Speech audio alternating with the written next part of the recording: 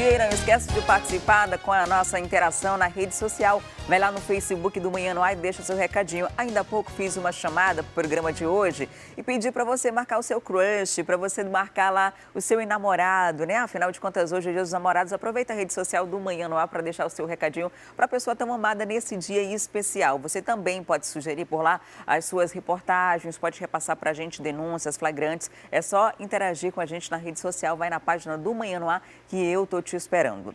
Infelizmente, agora tem uma notícia muito triste. Uma criança de 8 anos morreu após seu pescoço cortado por uma linha de cerol. Ítalo Cauã de Freitas Lopes estava brincando de papagaio na rua São Pedro, lá no Santa Etelvina, na Zona Norte, no fim da tarde de ontem, quando o acidente ocorreu. Ele chegou a ser levado para o hospital e pronto-socorro da Zona Norte, mas não resistiu. O corpo foi removido para passar por exames no Instituto Médico Legal. E agora eu vou ao vivo conversar com Cleiton Pascarelli, que está lá na 93.1, para repercutir também esse assunto, além de outras questões da área policial. Já existe um projeto de lei aqui em Manaus para criar um pipódromo, que seria uma área para que as pessoas pudessem brincar de papagaio sem oferecer risco às demais. E agora sim a gente vai lá para 93.1. Oi, Cleiton, muito bom dia para você. Bom dia, Adriane. Acabei de dar aqui uma notícia muito triste, que foi a morte de um menino de 8 anos lá no Santa Etelvina. Ele estava brincando de papagaio ontem e a linha de cerol cortou o pescoço dessa criança, né? E ele acabou perdendo a vida. Eu comentava aqui com o telespectador que existe já um projeto de lei aqui que foi aprovado, sancionado e que até hoje não saiu do papel, que seria para criar um pipódromo, uma área para que as pessoas pudessem brincar de papagaio normalmente sem oferecer riscos, né? Esse caso de morte que a gente registra agora dessa criança é apenas um dos casos, né? Já aconteceram vários outros acidentes, principalmente com motociclistas que têm o pescoço cortado ali. Alguns andam até com uma antena na frente da moto para tentar se proteger e é um risco que as pessoas continuam correndo, né? Inclusive, alguns pais ensinam seus filhos a fazer o cerol, né? Quebrar socar o vidro, botar a cola e acabar nessa brincadeira arriscando muita coisa, inclusive a vida, como foi o caso dessa criança. É lamentável a gente noticiar algo desse tipo. Eu já, por exemplo, cheguei a ver criança sendo atropelada porque estava correndo atrás de um papagaio. E não tem o discernimento de olhar, né, de esperar carro passar, tá ali próximo de ruas e avenidas e sai correndo, enfim. É complicado mesmo, muito complicado. E precisa que as nossas autoridades se preocupem com isso também. Tudo bem que faz tempo que a gente não noticia, né, algo desse tipo, algum acidente envolvendo isso, mas seria bom que a gente não noticiasse, né, Adriane? Que a gente não falasse a respeito disso. Verdade, é triste, né? 8 anos ainda, nossa, muito, muito novinho. E o que acontece agora, esse período de verão, vai ser muito comum que muita gente esteja brincando de papagaio, né? Ali próximo à Avenida das Torres, lá na Alvorada, naquela área também, ali próximo ao Sambódromo, muita gente faz e aquela área ali acaba sendo aberta. Agora, quando isso acontece na rua, é um perigo muito grande, porque menino, quando vê papagaio caindo, sai correndo, olhando para cima. Além do risco da linha de cerol, tem o risco de acontecer um acidente de trânsito, algo do tipo, né? Já fica o alerta e ao longo do dia a gente vai trabalhar mais essa questão de conscientização. Agora, Cleiton, um policial militar foi assassinado em uma troca de tiros com traficantes. Exato, isso foi no dia 1º de junho agora, ali no bairro Presidente Vargas, na Matinha. Ele, né, o policial militar Tainan Regis Barreto, de 32 anos, estava com outros 2 policiais fazendo ali algo como uma investigação. Eles estavam num carro descaracterizado, esse que está aparecendo aí na imagem para quem está assistindo o programa Manhã no Ar.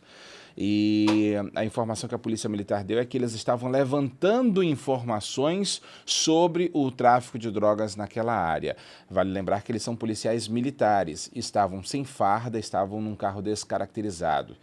E enquanto eles levantavam essa informação, traficantes perceberam que os 3 eram policiais militares e começaram a atirar no veículo. Os policiais ainda tentaram revidar os tiros, só que o Tainan acabou sendo atingido com tiros nas costas. Um outro policial, conhecido como Amsterdã, também levou tiros no braço, foi levado juntamente com o Tainan para o hospital 28 de agosto, foram atendidos. Tainan passou esse tempo todo aí internado, depois foi transferido para o Hospital João Lúcio, na Zona Leste de Manaus. mas ontem não resistiu aí e veio a falecer. O enterro dele vai ser hoje, às 8 horas da manhã, no cemitério Tarumã. A gente se solidariza, né, com essa perda para a corporação e também para a família do Kainan. Para a sociedade, né, Adriane? A família, tanto a família quanto os colegas de trabalho diziam que o Tainan era um homem extremamente risonho, alegre, descontraído e, além de tudo, um excelente profissional. Um policial militar disse na rede social que ele era uma das equipes, né? Ele comandava sempre uma das equipes na Rocan, que dava bons frutos, que sempre prendia gente, que sempre estava ganhando, inclusive, premiações internas da Polícia Militar por conta da atuação como policial. É lamentável a sociedade perder um policial como esse. Então, eu vou mostrar aqui a capa do Jornal A Crítica para quem está acompanhando a gente pela TV e ler para quem está acompanhando pela rádio. A capa do Jornal A Crítica fala: Estado fará prisão à prova de túneis. Presídio será erguido onde funcionava o semiaberto do Compage. Terá celas feitas de vidro e fibra. Depois de tantas fugas, chegou a hora, né, de tomar alguma providência para evitar que isso continue acontecendo. Aliás, passou da hora. Já passou da hora, exatamente. O Jornal Crítica traz uma reportagem da Joana Queiroz com uma conversa que ela teve com o secretário da SEAP, o Cleitman Coelho, em que ele disse que na semana passada esteve em Porto Alegre visitando uma empresa, já tem uma empresa pré-determinada para isso, que se chama Construtora Verdi Sistemas Construtivos. Ela é especializada em construção de celas de vidro e fibra de poliuretano, que acaba cuidando ali de pisos, revestimento, enfim, a promessa é que não só o piso de todo o presídio, quanto as celas que são como se fossem pré-moldadas, elas sejam a solução, né? Está sendo tida aí como a solução para que não haja mais, primeiramente, a construção de túneis, porque ela tem um material mais áspero ali, mais firme, segundo o secretário, e também vai impedir ali a proliferação de fungos, de bactérias, porque os presos naturalmente guardam, da quentinha que eles recebem, alimentos para comer depois ou para produzir, segundo o secretário, até mesmo bebidas alcoólicas dentro do presídio, e isso chama insetos, ratos, baratas. Tudo isso, inclusive, vai servir para o melhor convívio entre os presos ali. Esse vai ser a construção do Compage 2, né, um complexo penitenciário Anísio Jobim 2, que vai ser construído, inclusive, ali do lado do Compage 1, né, do Compage que antigamente era único, onde funcionava o regime semiaberto, que foi desativado pela Justiça do Estado. E a expectativa é que ele seja construído, não se sabe quando ainda, já foi anunciado pelo governo, mas não se sabe quando isso vai começar. O que se sabe é que já tem, inclusive, dotação orçamentária. Algo em torno dos 70 milhões que serão necessários, 50 já foram destinados pelo governo. Tá certo, Cleiton. Muito obrigada pelas informações. Ótimo dia para os ouvintes que já estão acompanhando a gente bem cedinho. E daqui a pouco a gente volta a conversar. A gente volta. Toma aqui. Um abraço. Bom trabalho aí. E o Partido dos Trabalhadores aqui no Amazonas anunciou a pré-candidatura de Lula à presidência da República, isso mesmo, para as eleições deste ano. O ex-presidente está preso há 2 meses, mas a decisão do PT põe em dúvida se ele, de fato, pode ou não concorrer neste pleito. O anúncio da pré-candidatura do ex-presidente Luiz Inácio Lula da Silva foi na sede do Partido dos Trabalhadores, aqui em Manaus. O que queremos, na verdade, é retomar os rumos do nosso país. Não estamos discutindo, por exemplo, o nome do Lula como pré-candidato à presidência da República pelo Lula em si. Mas queremos com que as políticas sociais, as políticas públicas que nós sempre defendemos, possam voltar aos trilhos. Lula foi condenado em segunda instância no STF e está preso há 2 meses na Superintendência da Polícia Federal de Curitiba. O representante do PT responde por corrupção e lavagem de dinheiro. Então ele está tecnicamente inelegível, está tecnicamente ficha suja, mas quem declara que ele é ficha suja é a Justiça Eleitoral. Vai declarar quando? Vai declarar no momento em que ele for fazer o registro da sua candidatura. No momento que ele for fazer o registro da sua candidatura, o Ministério Público, os outros partidos vão dizer, para aí, existe uma condenação num colegiado e que inviabiliza a candidatura do ex-presidente Lula. Mesmo se a Justiça Eleitoral anular a candidatura, o ex-presidente ainda pode recorrer à decisão. E o Tribunal Superior Eleitoral tem até o dia 17 de setembro para julgar todos os pedidos de candidaturas que participarão do pleito 2018. Então, até setembro, dia 17 de setembro, teremos, inclusive, essa discussão toda se o presidente Lula, ou o ex-presidente Lula, será candidato ou não. Agora vamos falar de economia. Em pelo menos 25 empresas do Polo Industrial de Manaus, os funcionários vão ter as férias coletivas antecipadas. A medida é uma tentativa de minimizar os prejuízos depois da paralisação dos caminhoneiros em todo o país. Com atraso na logística das fábricas e sem material para trabalhar, quase 30 mil funcionários do Polo Industrial estão de férias essa semana.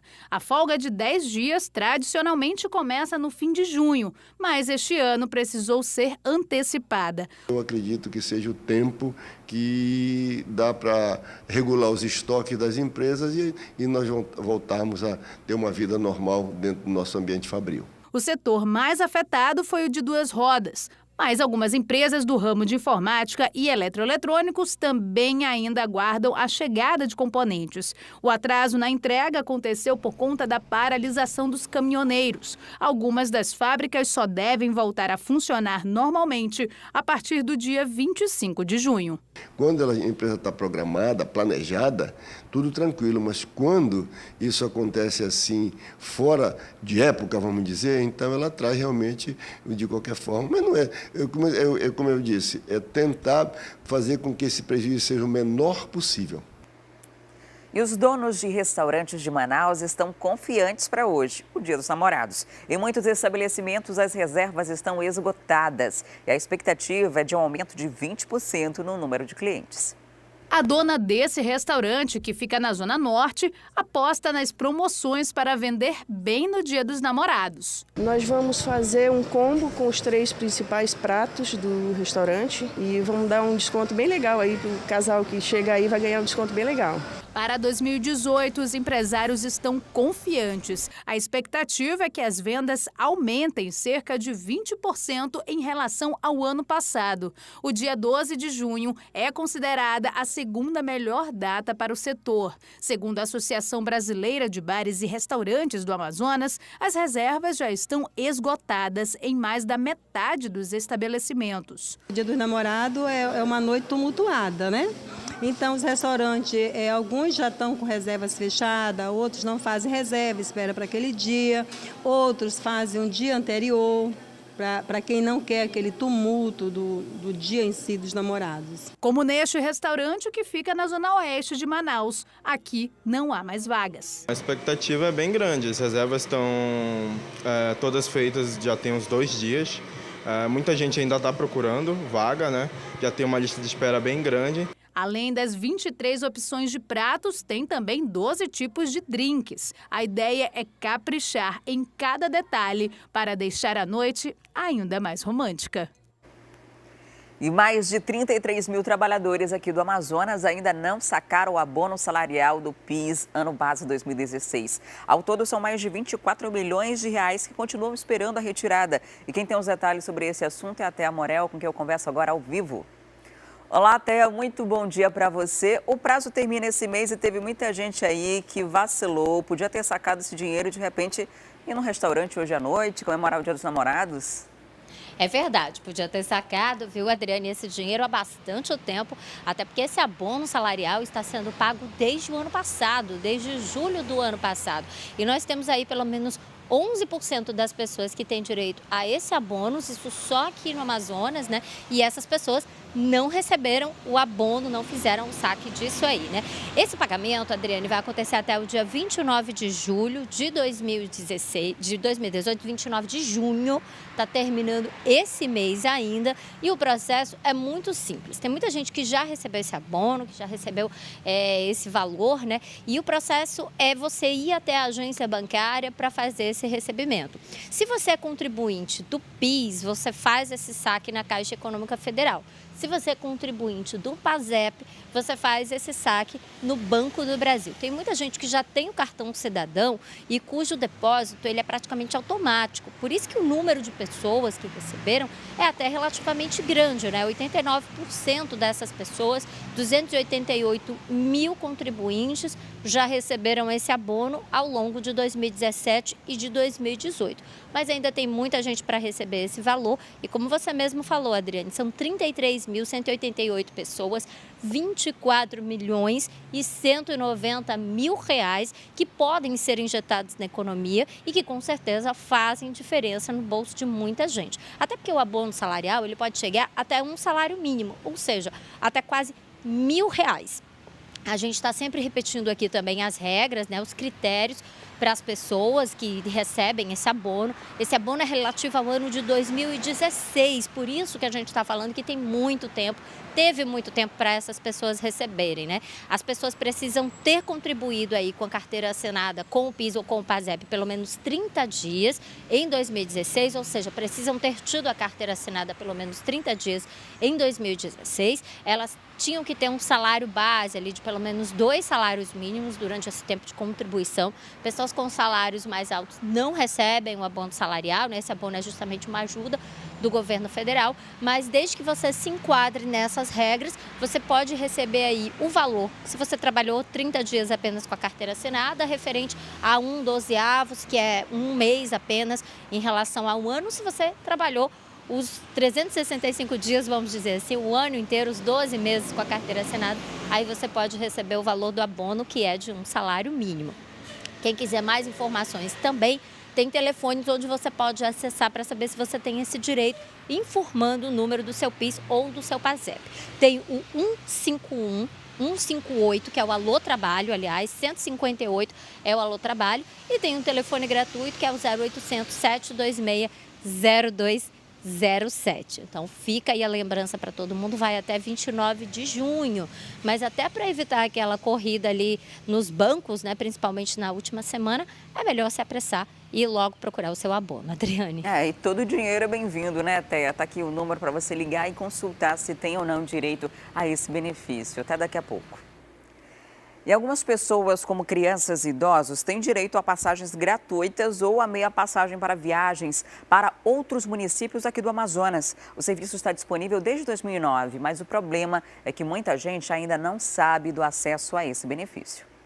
Aos 88 anos, seu Cícero, sempre que pode, sai daqui de Manaus para Rio Preto da Eva. Para chegar ao destino, ele tem direito a pagar meia passagem na viagem em ônibus intermunicipais. Mas nem sempre o benefício é respeitado. Filha, porque todos dizem, não tem mais passagem para o idoso, só se o senhor pagar. Eu digo, filho, eu não estou sem dinheiro porque eu só recebo de mês em mês. Além dos idosos, estudantes, pessoas com deficiência, crianças até 10 anos e aposentados por invalidez também devem receber o desconto, que é garantido por lei no Amazonas desde 2009. Mas na prática, muitas vezes isso não funciona. Não existem placas na rodoviária informando aos passageiros sobre o benefício. Ana Maria, por exemplo, não sabia que a sobrinha de 4 anos poderia pagar meia passagem para viajar. Não, que eu sabia não, né? Não estou sabendo. Agora que eu estou sabendo que você está falando, né? Então, quando compra passagem para ela, paga o valor inteiro? Isso. Para cada ônibus que sai aqui da rodoviária de Manaus, são 2 vagas para esses beneficiários. E para receber o desconto na passagem, eles ainda precisam obedecer alguns critérios. Os idosos, os deficientes, as crianças, os policiais em serviços e os estudantes, né, no período letivo, concorrem a essa vaga. Que, respeitado esses critérios de 3 horas de antecedência, tendo as 2 vagas preenchidas, ela pode solicitar o direito ao benefício dos 50%. E o incêndio destruiu uma embarcação de frete no porto da Manaus Moderna na tarde de ontem. Por sorte, ninguém ficou ferido. O barco foi tomado pelas chamas. O fogo derreteu até este poste de metal que estava ao lado. Foi mais de meia hora para o Corpo de Bombeiros conseguir controlar o incêndio. E mesmo assim, as chamas ainda persistiram depois que os militares deixaram o local. Do barco só sobraram o casco e o motor. O fogo começou na cozinha e, de acordo com testemunhas que preferiram não gravar entrevistas, houve uma explosão próxima à botija de gás que tinha sido trocada há poucas horas. Quando viu, ela saiu correndo, eles tentaram ainda combater com o extintor. Esse tipo de embarcação ele é totalmente de madeira, então iniciou o incêndio, você não controlou, você perde o controle muito rápido e se propaga muito rápido. E aí você, com o extintor e com essas motobombas que o pessoal tem aqui perto, no combate. A Polícia Militar foi a primeira a chegar para isolar o local. A população informou aí do sinistro e deu para visualizar da 24ª, que é na mesma rua, nas proximidades aqui.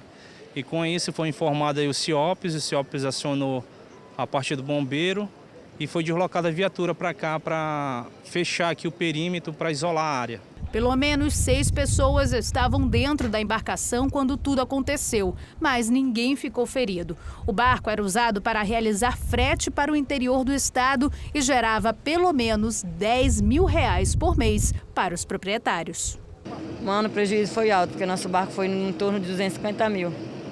Fora o que ele vai deixar de produzir. É verdade. Em nota, a Marinha do Brasil informou que vai instaurar um inquérito para investigar as causas desse acidente. E daqui a pouco tem um quadro Lição de Casa. A gente mostra como aulas de astronomia têm ajudado no desenvolvimento de alunos de escola pública. E vai conhecer também a história de uma indígena que saiu da aldeia, derrubou barreiras e se tornou um físico. É um instante só, não saia daí que eu volto já.